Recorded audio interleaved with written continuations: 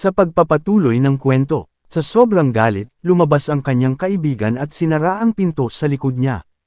Pagkatapos niyang umalis, nilingon ni Sua si So at sinabing ang mga manghuhula ay karaniwang nakatutok sa mga positibong aspeto ng buhay, at ngumiti si So, kinikilala na ito ang kanyang pamantayan. Umanga sa kakayahan ni So, hiniling ni Sua sa kanya na basahin ang kanyang kapalaran, at pumayag siya. Biglang napuno ng maliwanag na liwanag ang silid, na sinamahan ng pagyanig, na ikinagulat nila. Sa sandaling iyon, nagsimula silang makarinig ng isang anunsyo na nagsasaad na ang kanilang mga estatistika ay kinakalkalabatay sa kanilang tadhana, na nagpaparamdam kay So na nahihilo. Nang siya'y nakaupo pa rin, tinanong ni Sua kung ano ang kanyang ginagawa, at sinabi ni Sua sa kanya na pumunta sa ilalim ng mesa upang iligtas ang kanyang sarili. Sa pagkaalala niya, siya rin ang nagprotekta sa kanyang nakaraang buhay. Napagtanto ni So na kailangan niyang baguhin ang hinaharap at hindi hahayaang maulit ang mga pangyayari. Sa pag-iisip tungkol doon, tumayo siya at pumunta sa pintuan habang si Sua ay patuloy na nakaupo, iniisip kung ano ang ibig sabihin ng anunsyo na ito. Nang mapansin siyang lumalayo, mabilis na tumayo si Sua, hinihiling sa kanya na hintayin siya, habang nagpasya si So na huwag siyang i-involve sa nangyayari. Sa pag-iisip na iyon, pumasok siya sa kusina, naghahanap ng isang bagay na magagamit niya, at nakahanap ng kutsilyo pagkatapos ng ilang paghahanap. Sa sandaling iyon, naabutan ni Sua, nagtanong kung saan siya pupunta, dahilan upang mabilis niyang itago ang kutsilyo sa kanyang damit.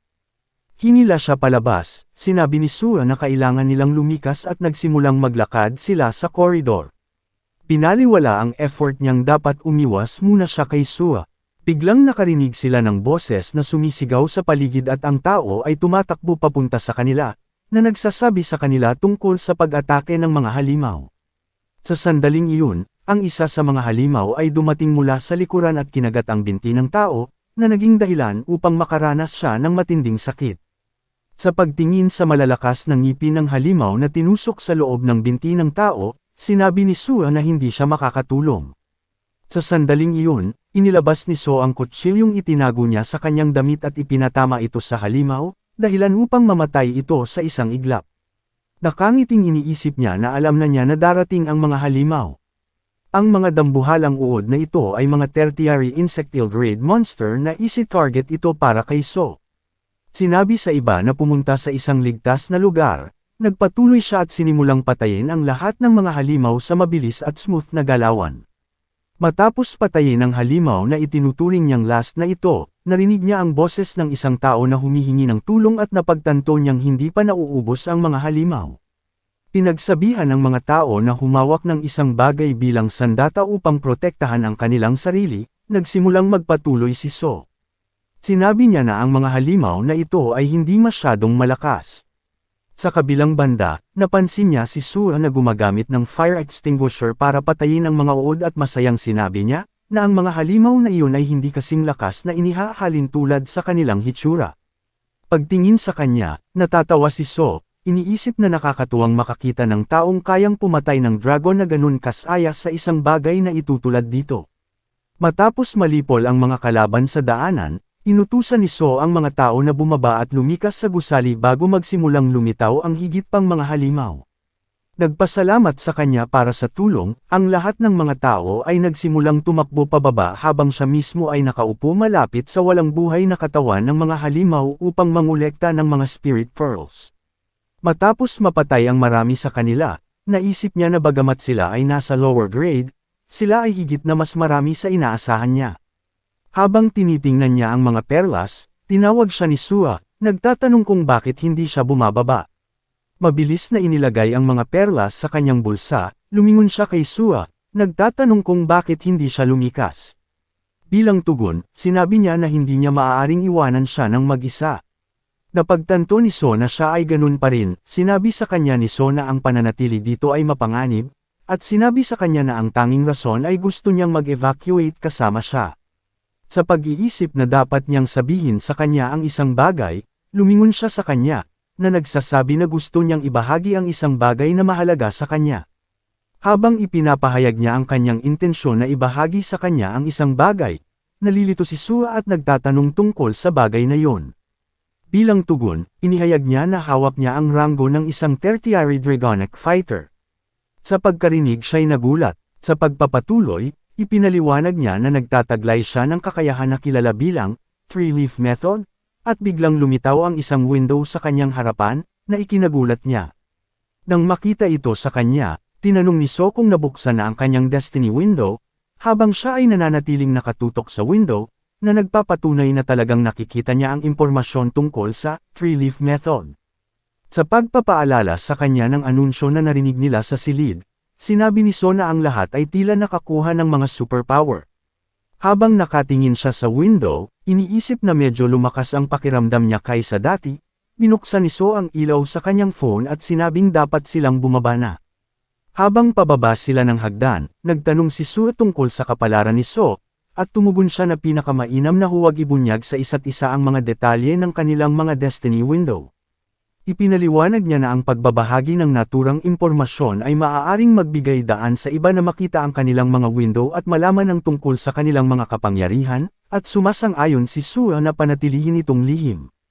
Samantala, sa kanyang pag-iisip, sinasalamin ni So na ang kanyang destiny window ay kapareho ng 5 taon na ang nakalilipas, at nawala masyado ang mga kakayahan na ito at nakafocus na sa power of regression.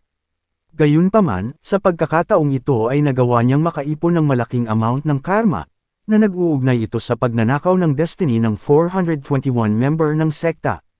Iniisip niya na para mabago ang hinaharap, kailangan niyang gamitin ang destiny stealing ng mas madalas, ngunit itinuturing niyang mapanganib na makakuha ng mas maraming karma.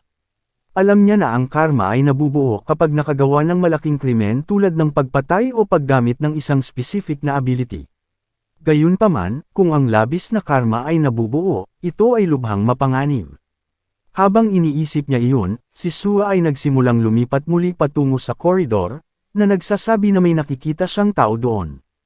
Nang marinig iyon, tumalikod si Sue at sinubukan siyang pigilan, ngunit nagmamadali siyang pumunta sa figuro na nakatali sa mga sinulid na seda. Nang maabot niya ito, isang napakalaking uod ang biglang sumulpot sa likod ng tao at malapit nang atakihin siya. At biglang sumulpot si So at ginamit ang kanyang kutsilyo para patayin ang halimaw. Matapos matalo ang halimaw, ipinahayag ni So ang kaginhawaan na isang halimaw lamang ang naroroon, habang si So ay nagtatanong kung mayroon nga bang tao sa loob ng mga hibla ng figuro.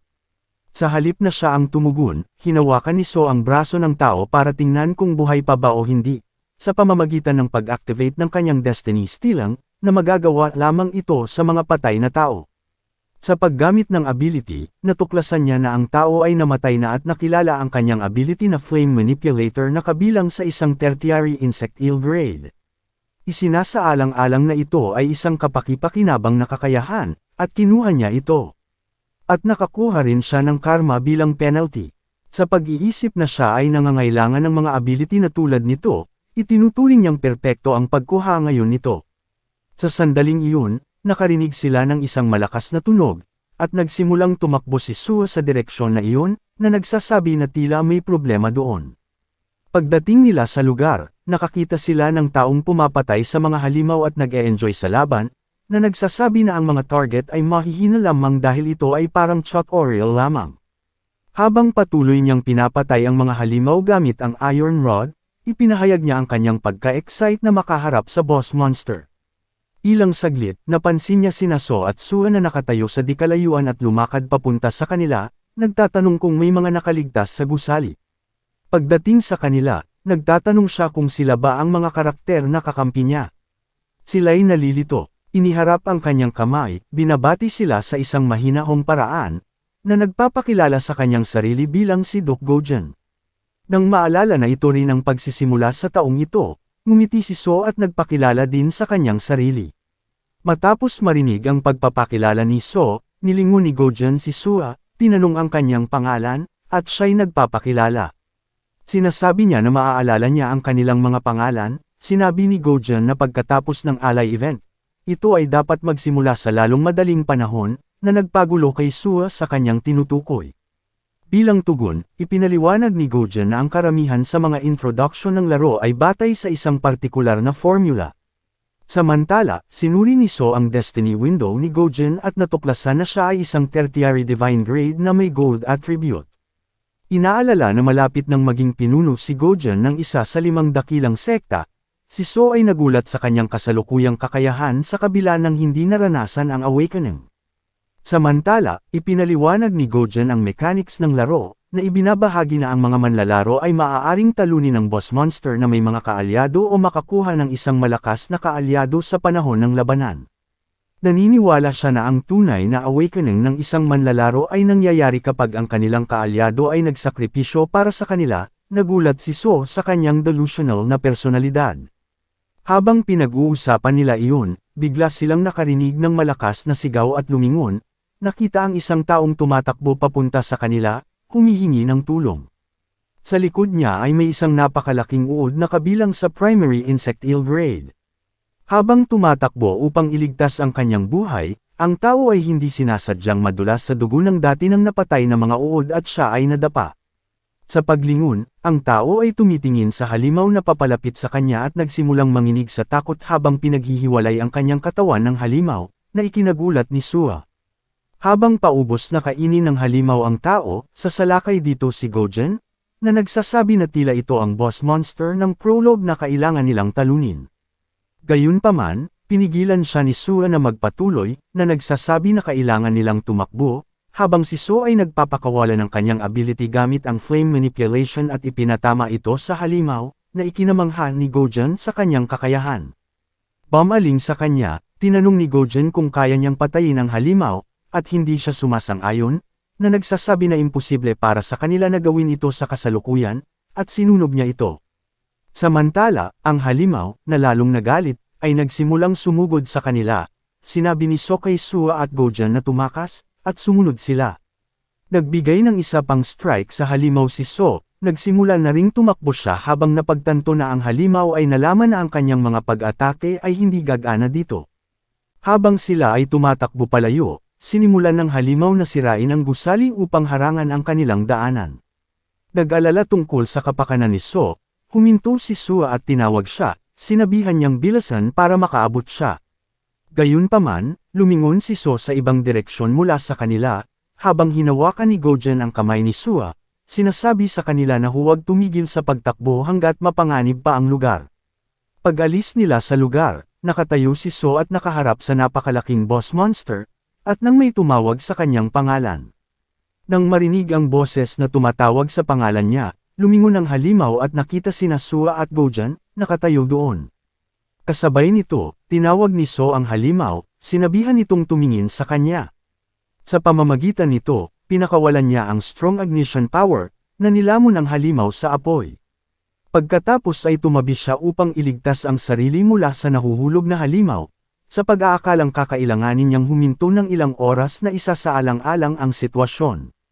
Samantala, kinaladkad ni Gojan si Sua upang iligtas ang kanilang mga buhay, na nagsasabi na lagi niyang tatandaan ang sakripisyo nito ni So. Ngunit si So ay nagsimula ng tumakbo sa halimaw na hindi talaga ito tinatablan ng apoy. Napagtanto na kailangan niyang mapatagal ito hanggang sa makarating ang Fate Protection Agency. At dito muna matatapos ang ating recap, huwag kalimutan ang mag-subscribe para mas updated sa ating bagong i-upload na video. Maraming salamat.